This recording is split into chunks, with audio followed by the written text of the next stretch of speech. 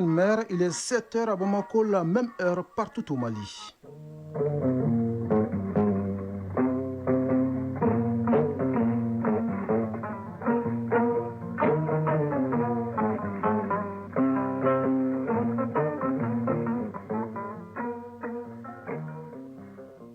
Le journal Bourama Traoré. Mesdames et messieurs, bonjour et bienvenue dans cette édition, la première du Mali Actualité, les titres. Jour de souvenir au Mali. Il y a 4 ans, les Maliens se mobilisaient contre les sanctions de la CEDEAO et de l'UEMOA. À ce jour commémoratif de cette mobilisation exceptionnelle, ce premier rendez-vous de Mali Actualité se met aux couleurs de l'événement. Les Ougandais votent demain jeudi pour un double scrutin présidentiel et législatif. Pour raison de sécurité, l'accès à l'Internet n'est plus possible depuis hier. Le président Donald Trump encourage les manifestants iraniens à poursuivre leur mouvement et promet une aide américaine sans donner plus de précisions. L'affiche de la finale de la CAN Maroc 2025 sera connue ce soir à l'issue des demi-finales. Elles opposent le Sénégal à l'Égypte et le Nigeria au Maroc. C'est une approche agricole qui allie sciences écologiques et savoir-faire paysan, le tout pour créer des systèmes de production résilients et respectueux de l'environnement. L'agroécologie, c'est d'elle qu'il s'agit. On en parle dans la chronique de l'environnement en fin d'édition. C'est tout pour les titres. Ce 14 janvier est un jour pas comme les autres au Mali. Il marque le 4e anniversaire de la journée de souveraineté retrouvée, une journée qui symbolise la résilience et la détermination du peuple malien à défendre ses intérêts stratégiques. En ce jour commémoratif, plusieurs activités sont prévues dans la montée des couleurs et une leçon modèle sur le thème souveraineté retrouvée, construisons le Mali de demain. À cette occasion, le ministre en charge de la refondation de l'État a livré un message, les grandes lignes avec Boubacar Bablin Touré. Vendredi 14 janvier 2022, plus qu'une simple date, elle symbolise un tournant décisif pour notre pays, celle de la souveraineté retrouvée. Une souveraineté clamée par le peuple malien, sorti massivement pour dénoncer les sanctions illégales de la CEDEAO et de l'UEMOA contre le Mali. Et depuis, la journée nationale de la souveraineté retrouvée est célébrée en souvenir de cette grande mobilisation patriotique du peuple malien en soutien aux autorités de la transition. 4e du genre, occasion pour le ministre de la refondation de l'État de rappeler les enjeux de la célébration de cette date historique. Bakary Traoré, ministre de la refondation de l'État. Elle a pour vocation à prôner et à célébrer le drapeau national ainsi que les valeurs liées, notamment à la sauvegarde et à la défense de la souveraineté, à la résistance et au sursaut national. Un moment également mis à profit par le ministre de tutelle de rappeler certains acquis de la transition en lien avec les grands chantiers de développement. La résilience remarquable de notre économie par une croissance soutenue, la renégociation des contrats miniers avec des retombées immédiates et significatives pour l'État, le démarrage de 2 mines de lithium, la consolidation des acquis de la Confédération des États du Sahel et le retrait des pays de l'Alliance des États du Sahel, de la Communauté économique des États de l'Afrique de l'Ouest et du statut de la Cour pénale internationale. Pour cette 4e édition célébrée sous le thème « Souveraineté retrouvée, construisons le Mali de demain », tout un programme d'activités. Bakary Traoré, ministre de la refondation de l'État. Notamment la montée des couleurs nationales, l'animation de la leçon modèle en milieu scolaire, le don de sang en faveur des blessés de guerre à Bamako et dans les capitales régionales, la grande mobilisation citoyenne au stade Mamadou Konaté, la tenue de symposiums et de conférences débats en milieu universitaire et avec les représentants des forces vives, la visite des sites et monuments en rapport avec la souveraineté, la marche de la souveraineté, la tenue d'une grande conférence de clôture sous la présidence du Premier ministre, chef du gouvernement et en présence des délégations des pays frères de la Confédération AES. Ces activités seront suivies d'autres dans toutes les capitales régionales du pays. Oui, le pays se souvient donc du 14 janvier 2022. Ce jour-là, les Maliens s'étaient fortement mobilisés pour dénoncer les sanctions de la CEDEAO et de l'UEMOA contre notre pays. Une mobilisation exceptionnelle qui a motivé la décision des autorités de la transition d'instituer le 14 janvier, journée de la souveraineté retrouvée, une date, un fait majeur que nous rappelle Sédou Fomba. Depuis l'année 2022, le 14 janvier est devenue au Mali une date qui symbolise une multitude de valeurs, les unes aussi importantes que les autres. C'est d'abord une journée choisie pour célébrer la souveraineté et surtout la souveraineté retrouvée. Mais pourquoi le 14 janvier ? Parce que c'est le 14 janvier 2022 que les Maliens se sont fortement mobilisés pour dénoncer les sanctions de la communauté des États de l'Afrique de l'Ouest, CEDEAO, et de l'Union monétaire ouest-africaine, UEMOA, contre leur pays. Et c'est la suite à la chute du régime du président Ibrahim Boubacar Keïta.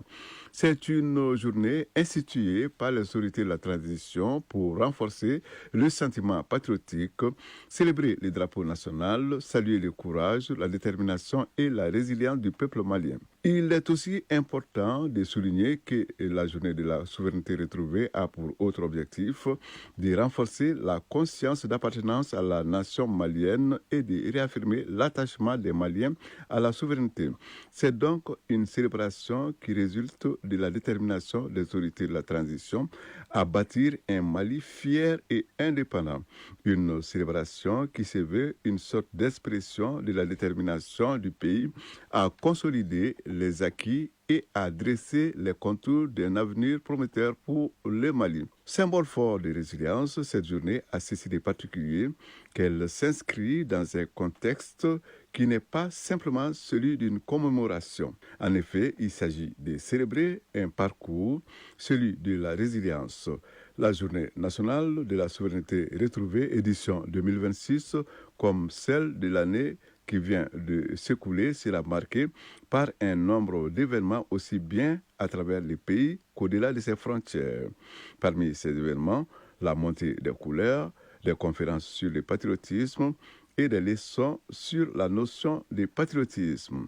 Et cela dans le but de rappeler à chaque Malienne et à chaque Malien le sens de cette journée. Oui, Seydou Fomba, cette journée de souveraineté retrouvée est plus qu'une simple décision politique. Certains actes posés illustrent ce désir commun des Maliens de prendre désormais en main leur propre destin. Dans les domaines de la sécurité et de la défense, d'importants acquis ont été enregistrés. Et au plan économique, le Mali dispose aujourd'hui de la totalité de ses devises pour faire face aux problèmes de développement, selon certains experts. Alocénie Touré a rencontré quelques-uns pour plus d'éclairage. Économiste de renom au Mali comme à l'étranger, le docteur Lamine Keïta a consacré 15 ouvrages à la théorie économique. Pour ce chercheur chevronné qui a enseigné entre Bamako et Paris, la liberté d'un peuple commence par un principe fondamental, la souveraineté. La souveraineté économique, d'abord, c'est la capacité d'un État à satisfaire le bien-être de ses citoyens en dépendant de moins en moins des acteurs étrangers. Au plan économique, je dirais que la brouille heureuse avec la France a permis dans les faits de disposer de la totalité de nos devises pour faire face à nos problèmes de développement. Mais pour le docteur Keïta, impossible de parler d'économie sans parler de défense. L'économie, le problème de l'ordre social qui est soutenu par un ordre militaire armé. C'est-à-dire que l'État doit avoir la capacité d'avoir le monopole de la violence pour qu'aucune entité de vouloir agir par la force. Si les bases sont posées, le Mali dispose déjà d'atouts majeurs, un constat partagé par le professeur Salia Traoré, acteur clé de la politique universitaire et fin connaisseur des rouages économiques. Il voit dans les orientations actuelles une trajectoire claire. Le premier acquis d'abord, c'est l'adoption justement de ces cadres stratégiques qu'on appelle communément Malikoura Nyatasra, Kabessan, Baflani, Bisboroni Sabama. C'est une initiative ambitieuse qui est conçue par les Maliens avec des Maliens pour les Maliens. Ce document projette des croissances à deux chiffres, 10% en moyenne par an d'ici 2063. Et je crois que ça va nous permettre d'être un pays émergent si on arrive à mettre en œuvre tous ces projets qui sont là-dedans. Maintenant, le deuxième acquis que je voudrais noter, c'est le nouveau code minier. Ce nouveau code minier va nous amener à contrôler de façon régulière nos ressources minières. Docteur Lamine Keïta, économiste. Il faut maîtriser également ses moyens de financement, il faut maîtriser son système bancaire. L'indépendance politique ne peut pas aller sans l'indépendance monétaire. Le chemin est tracé, mais des obstacles subsistent. Pour nos experts, le prochain grand chantier est identifié, il est monétaire. C'est le chaînon manquant pour parachever l'indépendance du pays. Enfin, pour soutenir cet édifice, la sécurité reste le bouclier indispensable. Selon Ali Tunkara, spécialiste des questions stratégiques au Sahel, les avancées sur le terrain sont prometteuses. Les acquis les plus tangibles vont de l'acquisition d'un certain nombre d'équipements militaires, d'accroissement d'effectifs dans les différents corps de l'armée. On ne peut pas occulter aussi tout l'effort dirigé aujourd'hui dans le cadre de la lutte contre le terrorisme, lequel effort n'a pas sans conséquence sur la prestation d'un certain nombre de services sociaux de base. Tout cela dénote à suffisance que l'élite politique et militaire au pouvoir aujourd'hui est soucieuse de cette autonomie vis-à-vis de l'autre. Selon le docteur Tunkara, dans un avenir proche, le Mali pourra exercer pleinement sa souveraineté au plan sécuritaire, ce qui constitue le fondement de toutes les souverainetés. Oui, car sans souveraineté sécuritaire, point de souveraineté économique et une interrogation. Cette souveraineté retrouvée serait-elle une réalité sans la presse nationale? Certainement non. Le quatrième pouvoir met tout son poids dans la balance pour informer et sensibiliser l'opinion nationale sur la pertinence du combat et la nécessité de s'unir pour déjouer les projets des ennemis du Mali. Clin d'œil de Sédou Traoré aux hommes des médias qui font preuve de patriotisme. À Bamako, comme sur l'ensemble du territoire national, la journée de la souveraineté retrouvée est célébrée avec une fierté et une reconnaissance indéfectible. Ce sentiment patriotique partagé par les populations doit beaucoup à l'engagement de la presse malienne dans toute sa composante. Les médias publics comme privés ont largement couvert la grande mobilisation des Maliens le 14 janvier 2022 face aux sanctions de la CEDEAO. Issa Kabassidibé, directeur de la télévision Renouveau. La presse doit organiser des débats, organiser des forums et surtout faire des interviews des acteurs de l'événement qui ont accepté de sortir. Parce qu'il faut rappeler que ces jours-là, que tu sois de n'importe quel bord politique, de n'importe quel corps de métier, tout le monde s'est retrouvé pour dénoncer cette injustice. Modibo Fofana, président de l'association de la presse en ligne. La souveraineté doit être mieux expliquée par les médias nationaux et les médias locaux.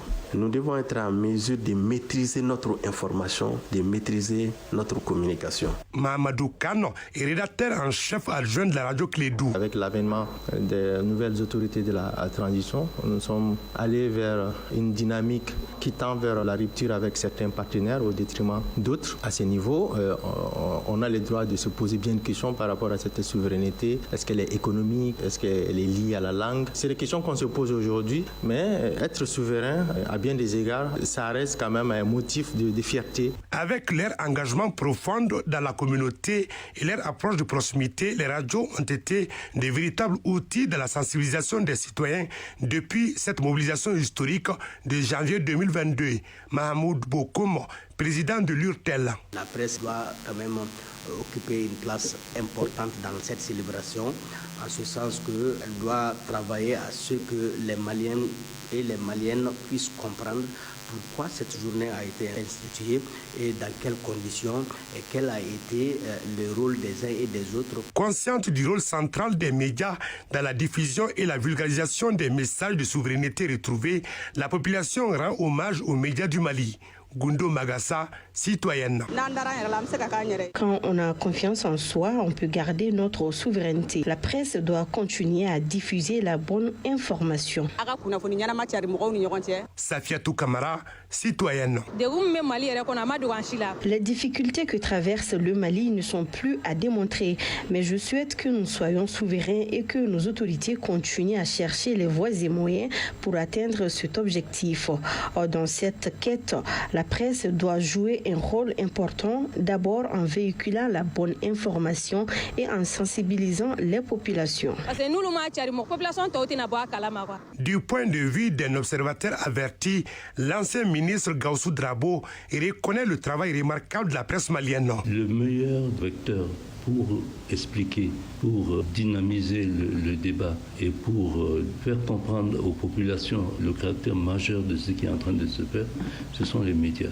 De retransmettre, disons, l'esprit de la commémoration, non pas en slogan, en acte festif, mais en prise en charge des problèmes. Donc c'est heureux que pendant cette période, les informations ont été données de manière très détaillée et, disons, très pédagogique. En clair, nos interlocuteurs saluent avant tout la résilience solide des populations face aux défis actuels et aux enjeux géopolitiques. Et face aux défis et enjeux géopolitiques actuels, ce rappel profite aux Maliens d'aujourd'hui. Le 14 janvier 1894 a eu lieu la bataille historique de Takoubao entre Tombouctou et Gounam, une résistance anticoloniale qui illustre que la souveraineté s'obtient grâce au sacrifice et à l'unité des communautés. Rappel de cet autre pan de notre histoire avec Najim Baba Sissé depuis Tombouctou. Le 14 janvier, journée nationale de la souveraineté retrouvée, constitue un devoir de mémoire envers les héros qui ont versé leur sang durant la période coloniale pour la survie et la dignité de la patrie.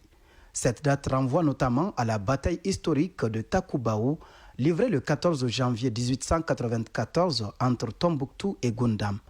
Lors de cet affrontement majeur de la résistance anticoloniale, deux grandes figures, Imouchak Tinguere-Gif, Cheiboun Ag Fondogumo et Mohamed Ag Awab, se sont illustrés par leur bravoure.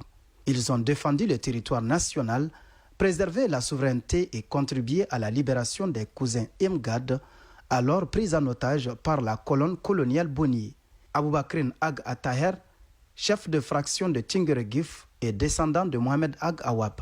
Nous gardons beaucoup de souvenirs de ces batailles, parce que cette bataille nous l'a menée pour défendre nos territoires, pour défendre nos populations qui sont entre Tombouctou et Goundam.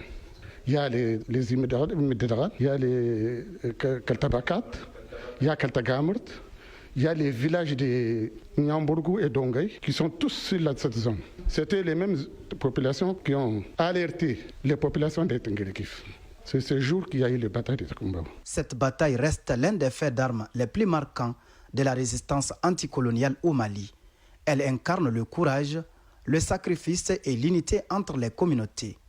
Al-Boukari Ben Essaouti, chef de la mission culturelle de Tombouctou. C'est l'un des faits majeurs de la résistance, surtout Touareg, contre la pénétration coloniale au Soudan et au nord du Mali. Donc c'est un site important qui n'est pas valorisé en ce sens que jusqu'aujourd'hui, il n'y a pas eu de volonté politique d'en faire un site du patrimoine national mondial. Donc ce qu'il faut faire pour que ça soit un site de mémoire, c'est extrêmement important pour la connaissance de notre histoire et pour la souveraineté retrouvée dont on parle tant aujourd'hui. Une reconnaissance s'impose pour valoriser la bravoure de ces patriotes. Malheureusement, ces héros n'ont pas eu toute la reconnaissance. Donc pour plusieurs raisons, parce que l'histoire a été travestie, il faut le dire, comme vous le savez, on dit que l'histoire est toujours écrite par les vainqueurs.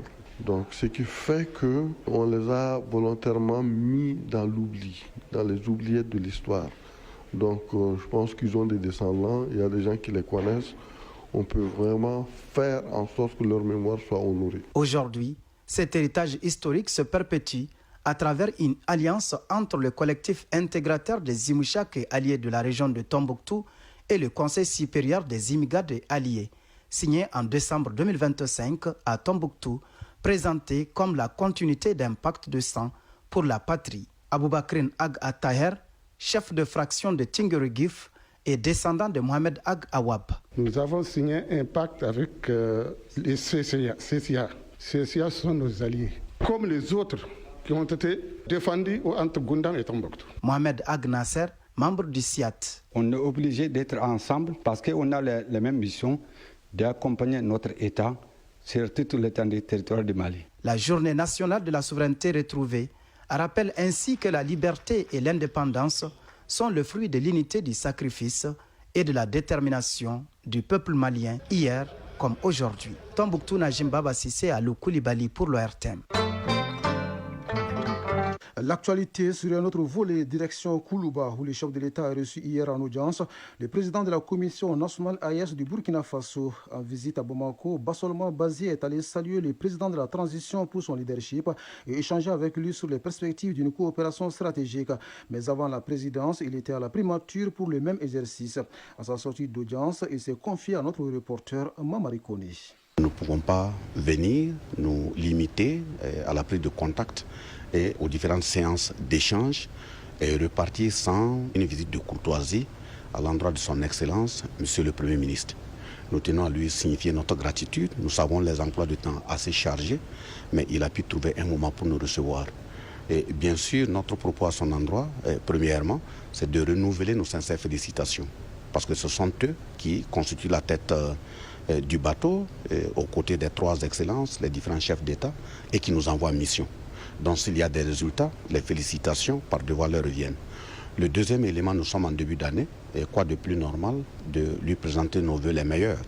Que Dieu, les membres des ancêtres, les accompagne, leur donne l'énergie nécessaire de pouvoir nous guider et pourquoi pas nous rectifier, de sorte qu'en tant qu'être humain, missionnaire, si on venait dans l'exécution des différentes missions à nous assigner, on trébuchait, qu'ils arrivent à nous comprendre.